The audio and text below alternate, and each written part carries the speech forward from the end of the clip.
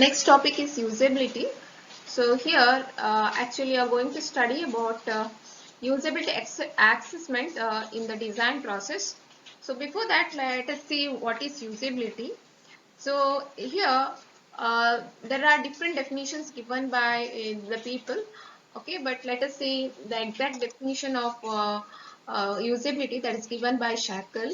Okay, Shackle in 1991 he simply defined the usability as the capability to be used by humans easily and effectively. Okay, and again he has given what is meant by easily and effectively. So here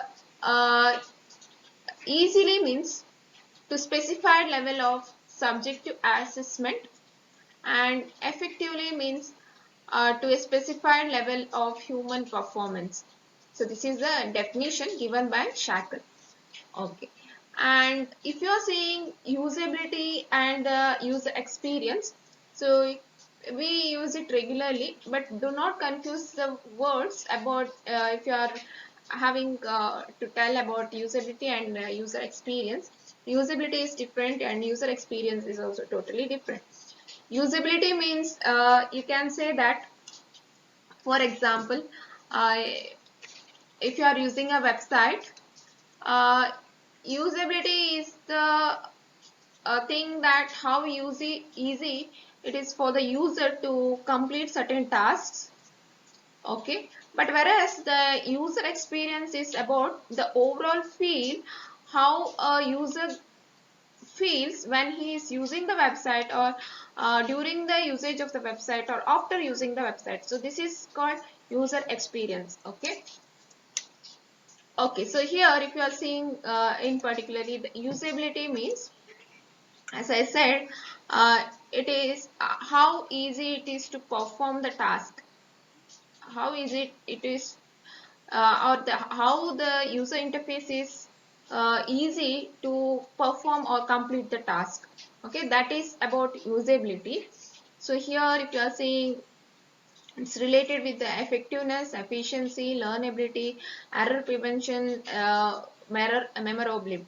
Okay, so all these things comes in mind when you are talking about usability, whereas user experience is about how the user feels when he is using a particular user interface, or after using the interface. Okay, how the what is the reaction of a particular user, that's called user experience, you can say. Here it is related with satisfaction of the user, enjoyment, pleasure, fun, and value. Okay, so this is about user experience. In simple words, if you want to understand about usability and user experience, say you have got a small box and a big box. Okay, which is kept in a room, and you are asked to carry out that box. Okay, so it's, say you feel you take a big box and you feel very difficult to hold that box or open that box. Okay, so that is, we say it as a bad usability product. Okay, the big box is a bad usability product. And what about experience, user experience? So the person may feel after opening that box, the person may feel upset, and he may upset, or he may not even go for further taking out that box. Okay, so this results in bad user experience. So like this you can understand what is usability and user experience. So user experience is the effect after using that particular product, and usability is the what you can say here is the user experiences, or he takes lots of effort to open that particular box. Okay, so that's called usability. uh, so this is the actual difference. So usability is narrow and focused, and whereas UX is broad and holistic. Okay. So there are two kinds of testing that is being carried out when a user interface is being introduced. Okay, so you are going to test in two ways, that is user testing is also done, usability testing is also done. So for example, if a user, okay, needs your app, okay, whether your user, okay, your users or the customers need your app or not, okay, this question has to be answered initially. So or they find some alternatives, okay, alternative app. Okay, so you have lots of app, okay, in Play Store. You download it and you use it. And if you don't find it's usable, and you delete it and you go for other app. Okay, so these things happen in outside the organizations or the companies. Okay, when the actual application is being given to the customer. So this is called user testing. So whether users need your app or they find some alternatives. So this kind of testing will be done. Okay, that's called user testing. And another kind you have, that is usability testing. So can the users use my app?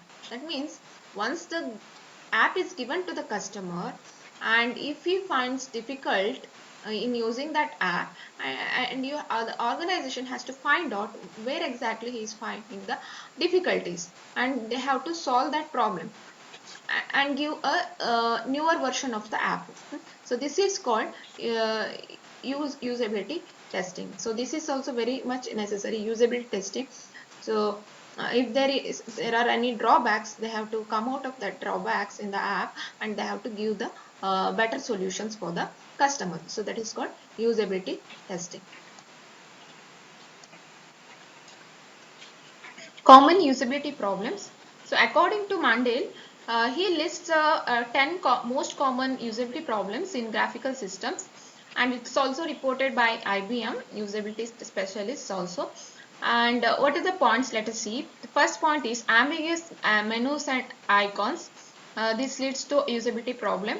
And language problem, that is also one more problem, that maybe you can say that the technical languages has to be eliminated while designing the user interface. And third point is input and direct manipulation limits. Okay, there are few limits for direct manipulation systems also while giving the inputs. Fourth point is highlighting and selection limitations. Highlighters, okay, you can highlight for you of the icons, and you can have certain limitations for that. And next thing is unclear step sequences. So this may also lead to a usability problem. And if more steps to manage the interface, then you have to perform certain tasks also. Next is complex linkage between and within the applications. So if there is complex linkages uh, between the applications, then it may also lead to usability problem. And eighth point is inadequate feedback and confirmation. And the thing is, ninth point you have lack of system anticipation and intelligence. Inadequate error messages, help tutorials, and documentation also leads to usability problems. So these are the 10 points. And you have a few more common usability problems in web UI. So this is for web UI. Okay.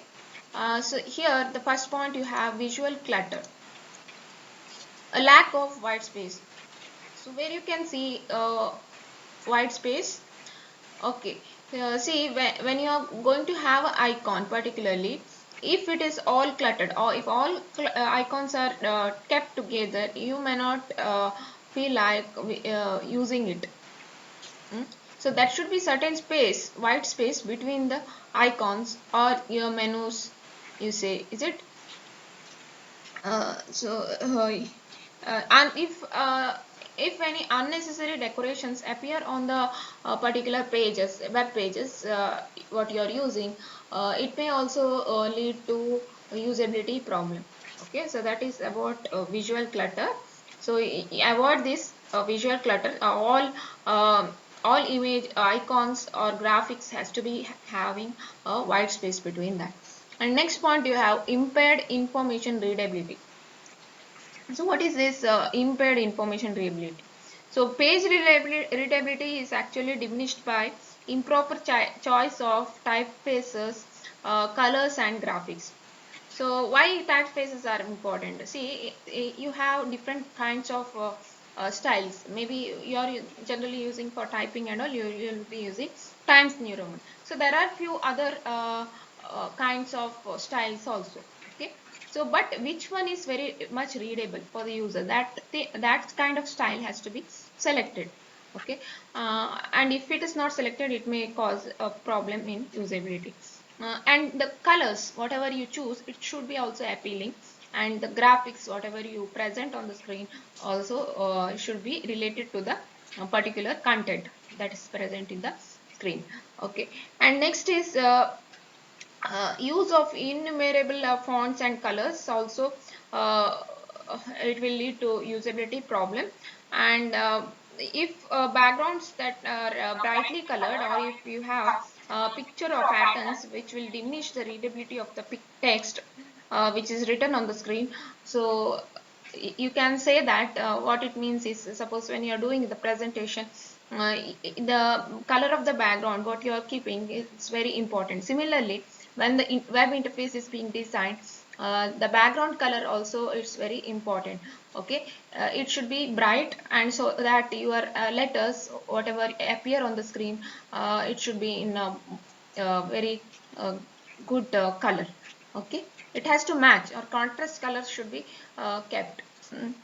If it is background is white, you have to select black color as fonts for the fonts, is it?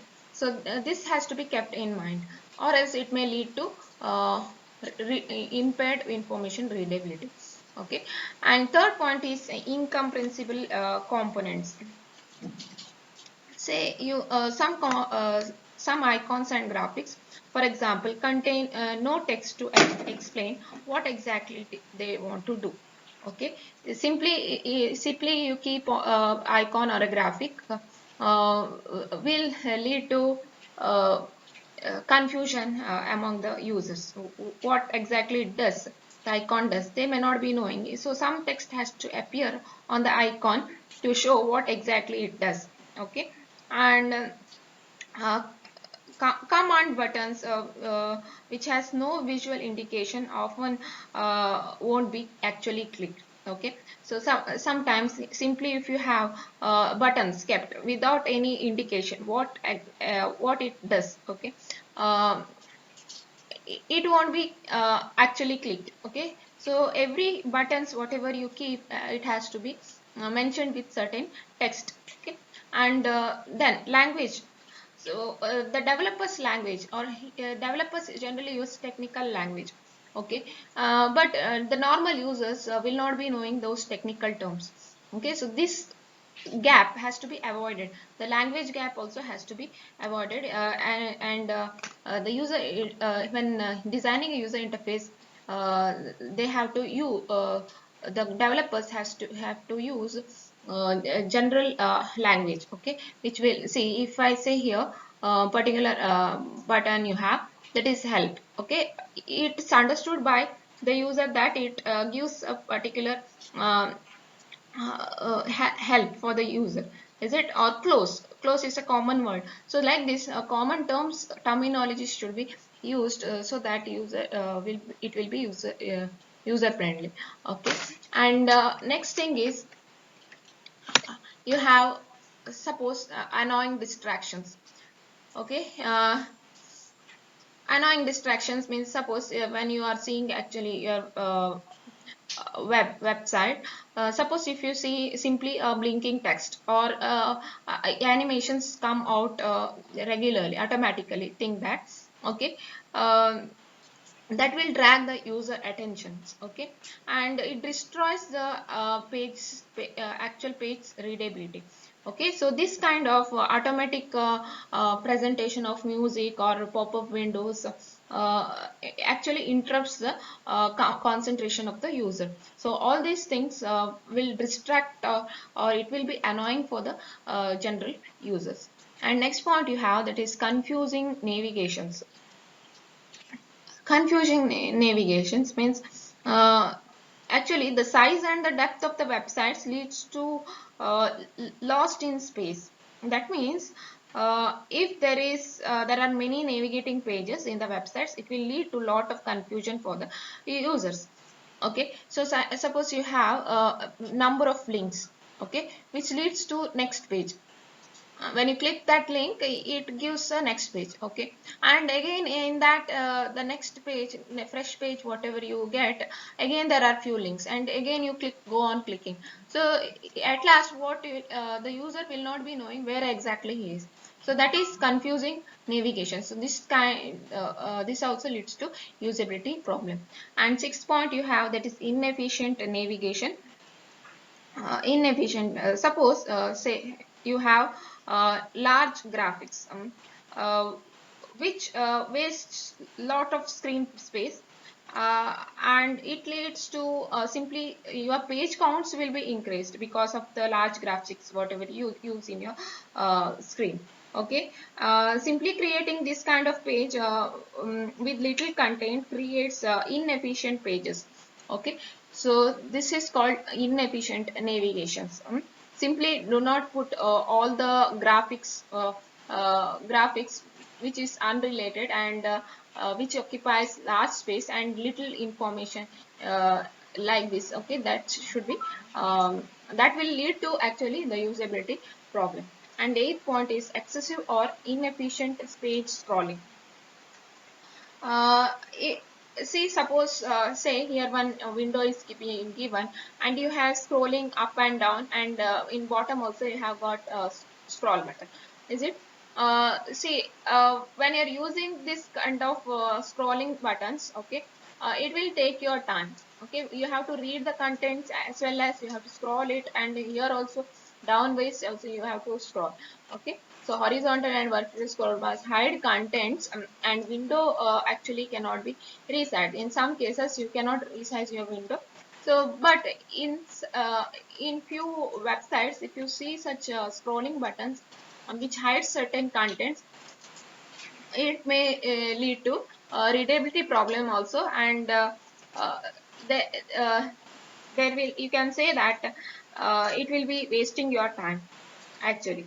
Okay, and suppose the page contains uh, large graphics or maps, headings, too many colors, which will take longer time to download the text. So when the website is being actually displayed on the screen, say, uh, and it will have suppose user is using it, then uh, the internet download time, everything counts there.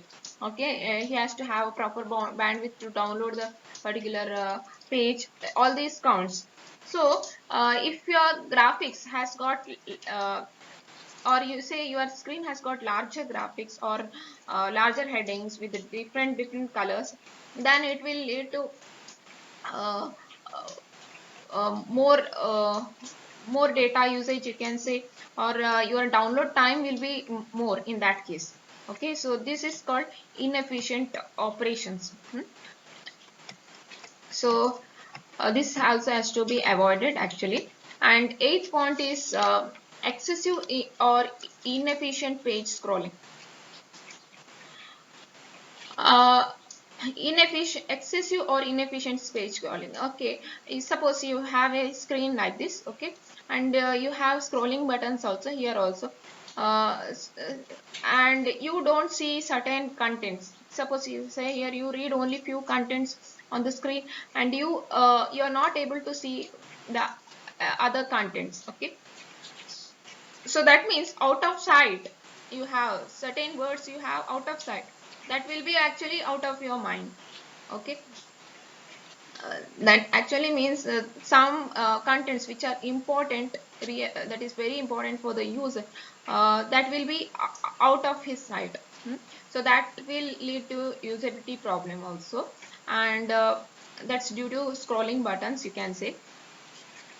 And due to excessive scrolling, information entirely actually disappears from the view, and therefore it may lead to what you can say, uh, which disappears when the view means you cannot actually memorize every content. So if you are reading here, suppose if say you start reading the contents here and you go on scrolling here the button, okay, that time you will be missing the content. That means you have to memorize this and then again scroll this particular button again. So doing all these things will waste your time, excessive or inefficient page scrolling. Hmm? So simply the contents will be there and you start scrolling means you have to keep everything in mind. Okay, so that will also lead to usability problem, you can say. And information overhead. If there are too many links, say your screen is having too many links, it may confuse the user as to because you have too many choices there. So when you are given a number of choices, then you may be confused which one to select. So like the same way, when the links are being appeared on the screen, and if you have lots of links, you may be the user generally will be confused which one to choose. It will actually cause mental loads and it will result in bad decisions also. Okay, so this is about 9 points. Next 3 points you have. Design consistency. There are a number of systems that are used all around the world. Okay, web users may use number of devices or different kinds of devices, but for the user's sake at least you have to maintain the consistency between the websites. Okay, and if you're saying about design guidelines, there are a few design guidelines which exist since many years, but still these guidelines are not being followed by the designers. So what are the guidelines? You may be thinking what type of guidelines it may be. So suppose you say unvisited sites may have to represented by blue color. Okay, unvisited sites. Visited sites, it may have to be appeared in a purple color, like this guidelines. Okay, so whenever you click a website, you may see that whenever you click on a particular link, if it's the link is being already clicked, then it shows a bit different color. So these are the guidelines. Okay, so if suppose the designer forgets these guidelines, the user have to remember the different color meanings in different places. Okay, and it will cause a lot of confusion, and uh, he may get he may have to think what actually which link he has pressed, or whether it's being already pressed or not, like this. Okay, so these things has to be followed. The designer actually has to follow the guidelines and he has to design the user interface in that case. And sometimes you say for the some websites you need check boxes. The designer may use radio buttons instead of that. Instead of using check boxes, he may go for radio buttons. Okay, and say the drop down list boxes, okay, are being used instead of combinational boxes. So combinational boxes means you have to use keyboard in if you want to use a combination box. Okay, then you have to use keyboard also to type what's your search. Okay, but in case of drop down list, what just if you are using mouse, that is enough. So like this, these kinds of problems will happen only if designers does not follow the guidelines. So GUI designer has to follow the proper guidelines and he has to maintain the consistency in the design. And next point you have, that is outdated information. Uh, Currentness, the word currentness you have. Okay, currentness has to be maintained in each and every website. So what is this, what do you mean by currentness? So you have new information. Okay, so that's called latest news. Whatever you have, that will is called currentness, you can say. Okay, so if an outdated information is present in the websites, generally websites will be of no use and it becomes useless. So always remember that this outdated information has to be avoided. And next thing is stale design caused by usability problem is stale design caused by emulation of printed documents and past systems. So there are a few differences between printed documents and the web pages actually. Okay. Web page is actually a new medium with expanded user interaction, you can say, and it shows a lot of information to the user in a very better manner. Okay, so if you compare it with actually the printed pages, web pages are more aesthetically very good looking, and if suppose if you are asking for any queries, it gives you a better response, quicker response, you can say. uh, but whereas the printed pages are very static in nature, and the design style of the printed pages is totally different when you compare it with the web pages. So websites, when they are going to design, they have to rethink and they have to redesign using more appropriate and robust design techniques that is available uh, in the current situation. Okay, so these are the common usability problems in web UI or web user interface. There are few objective measures of usability. Shackle in 1991 presents a few objective criteria for measuring the usability. So let us see what are the criteria here. The first point actually it's about how effective is the interface. So effectiveness of the word here is important word here is effectiveness. Okay. Uh, can the required range of tasks can be accomplished at better than some required level of performance? So this is the question actually. Effective in the sense what? Okay, by some required percentage of specific target range of users or within some required portion of range of usage environments.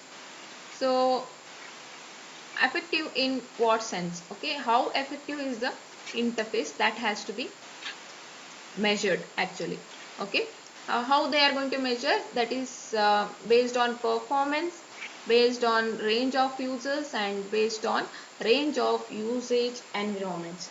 Okay, so that is how they are going to measure the effectiveness of the particular user interface. And next is how learnable is the interface. This is one more measure, or how you can measure the usability. Learnability. Okay, can the interface can be learned within some specified time for commissioning and start of user training, or say based on some specified time of amount of training and user support within some specified relearning time each time for intermittent users. So based on the learnability of the particular user interface, you can measure the usability. Okay, so if your particular user interface is very friendly, you can say you can learn the particular user interface in a very short time. uh, you can say it has got a good usability. Okay, so that is the meaning. If the training time is very less, or it gives a very good support, user support or help for the users, and you don't need relearning time, or you say the relearning time is being minimized. So suppose the versions, you have got different versions of a particular app, say. Okay, so you need to learn the a particular app. So the versions, if you are going to change, suppose I say here Windows 7 was used early in earlier days. Okay, and later Windows 10 was used, but the relearning time was bit minimized. Okay, so they have not done lots of changes, but certain changes they have done, but the users generally had to relearn the particular OS there. So within some specified relearning time each time for the intermittent users. So here for the users, okay, the relearning time also has to be minimized. Okay, so then you can say it is usable. And how flexible is the interface? Is it flexible enough to allow some specified percentage variation in tasks or environments beyond those first specified? Okay, so this is flexibility, flexibility in tasks or environment, you can say. In different environments, you can work with that user interface, that is flexibility. Or what kind of flexible in job, what kind of tasks it does. Okay, you can say if a user interface does lots of tasks, then you can say it's very flexible. Okay, variations in tasks, different kinds of tasks if it's going to perform, so then you can say it's a flexible. And what are the attitudes of the users? Okay, are they within acceptable levels of human cost in terms of tiredness, discomfort, frustration, and personal effort? So all this they are going to measure tiredness after using the user interface, whether what is the attitude, whether he feels tired or he feels frustrated. So all these are being measured, and finally they want to measure the usability based on this. And are the users are satisfied, uh, or they require enhanced usage of system? Okay, satisfaction is also very important for the user. Okay, once the user interface is being used, okay, by the user, if he feels it good, he will tell other customers also to use the same user interface. Okay, or else if he is not satisfied, it may lead to failure of your user interface. So that's very important. So attitudes of the user also will lead to measure of usability. Okay, so these questions has to be answered so that you can answer or you can measure the usability in these terms. Okay, that is efficiency, uh, learnability, flexibility, and attitudes of the users.